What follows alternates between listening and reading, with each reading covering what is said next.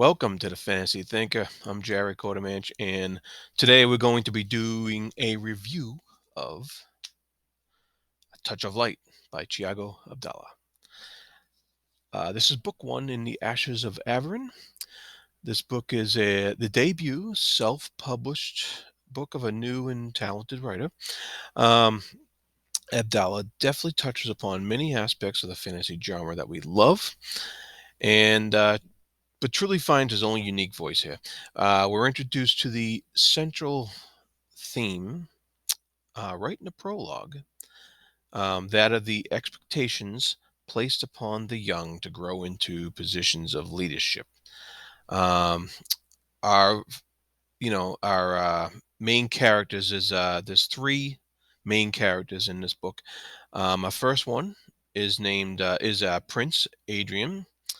He's a prince who is expected to live up to this unrealistic portrayal of his dead older brother and the legacy of his father, the king, um, the legacy that his father established, and that's always a tough act to follow for any young prince. A second character is called Nasha, who's expected to rise above the lowly station of her tribe and take a place amongst some elite warriors of some sort. And then a third character is Lynn, a fallen sentinel. That's a warrior class of people in here. Um, and she is trying to atone for some past sins and hopes to recover her status in a way, you know. But that's the gist of it there. The struggle for all three of these point of view characters makes for a really fascinating read and gives us a really good grip on who these characters are and a reason to like them a lot. I thought he did a great job of characterization and balancing the characterization of all three of these characters throughout the book. The book, it runs about 450 pages or so, and so there's a lot of balancing to do there for three main characters, and Abdallah, he pulls it off really well, and I was really pleased with the way he did it all. Um, a really gripping theme for me running through the book is uh, religion and death and the relationship between the two. The Holy Church of the Seraph, I'll have to spell that out, I think, is the main religion on the main continent in this book. And their views on life are quite different from what we're used to here on Earth. They're declared right in the cast of characters in the beginning of the book here. So I just want to point that out. Like, this is before the book even starts, before the prologue. He has a cast of characters, and he has a little section of the Holy Church of the Seraph.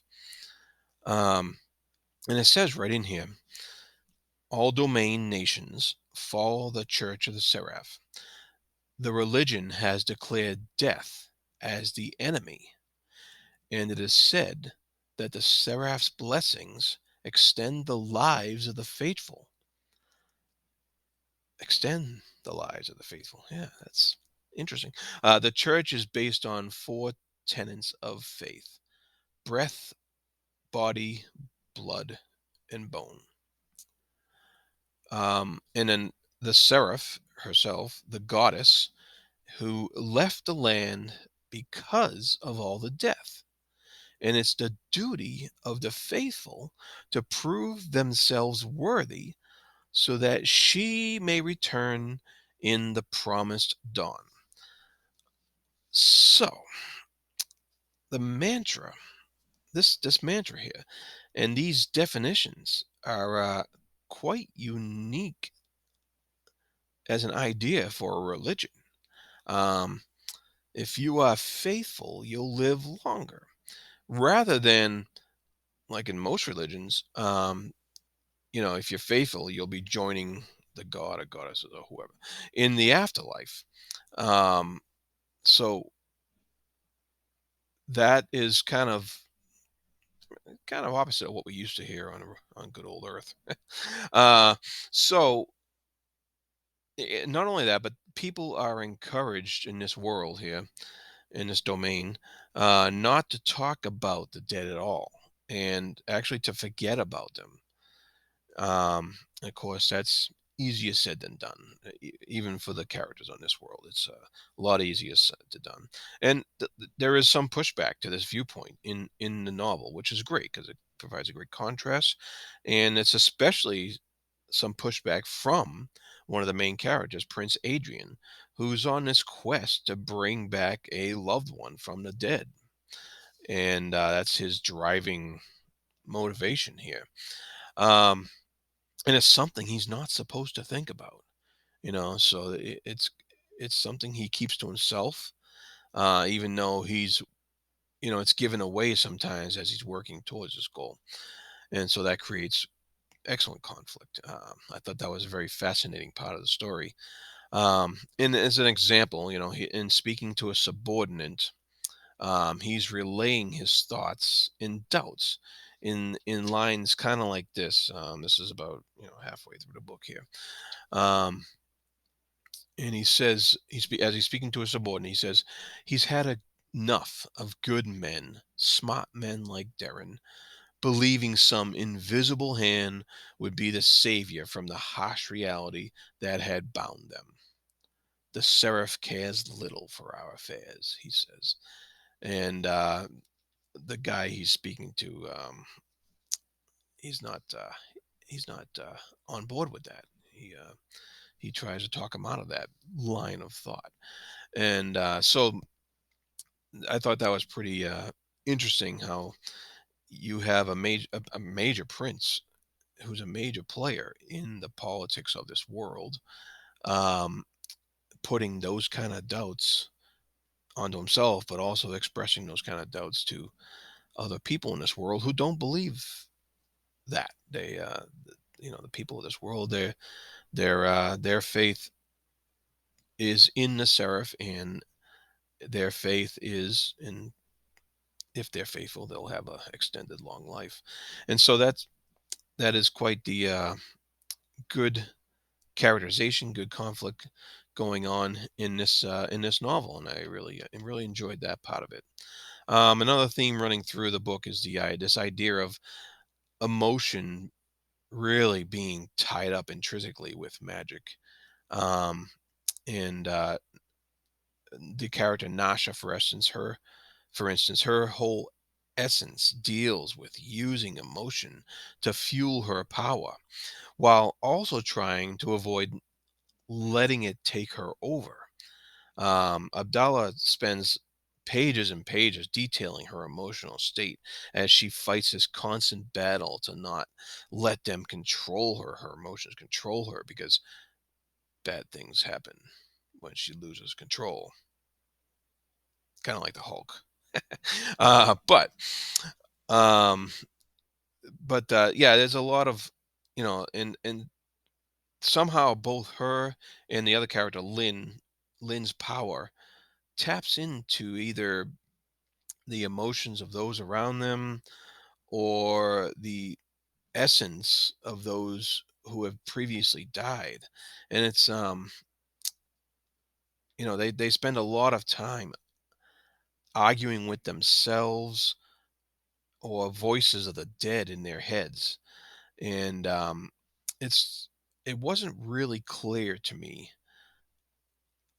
exactly when either or was happening. And so if the characters are confused in that point, um kind of made me a little bit confused as well, but I was willing to ride with it.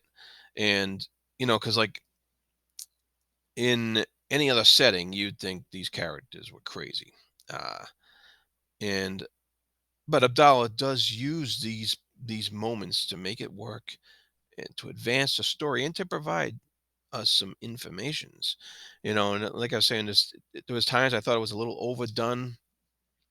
But overall, though, the unique method that he uses of description and exposition while hinting at things that you've yet to learn about, Um, it serves to get us past that, and I think that's going to come into play and be um, more involved and explained in future volumes of this series. And you can tell that there's something going on here underneath all the pages spent on these characters using their emotions and controlling them and controlling their power and what they can do with it. So I'm looking forward to that.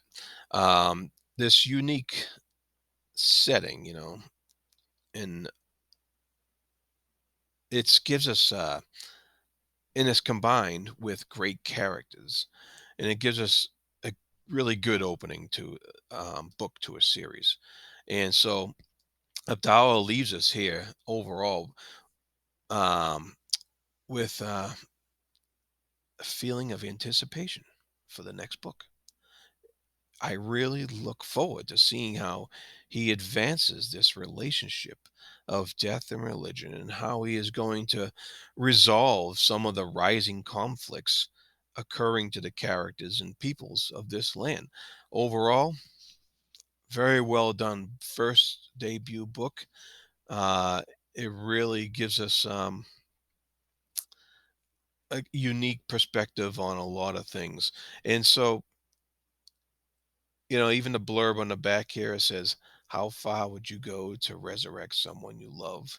And would you change who you are to show you belong?" So those relate directly to the themes I went over here, and he's really solid in bringing that stuff forth here in A Touch of Light. So I look forward to the next book. I recommend this book. If that at all sounds pleasing to you, pick it right up. And if this video at all sounds pleasing to you, please like and subscribe below, and be good to each other. Thank you.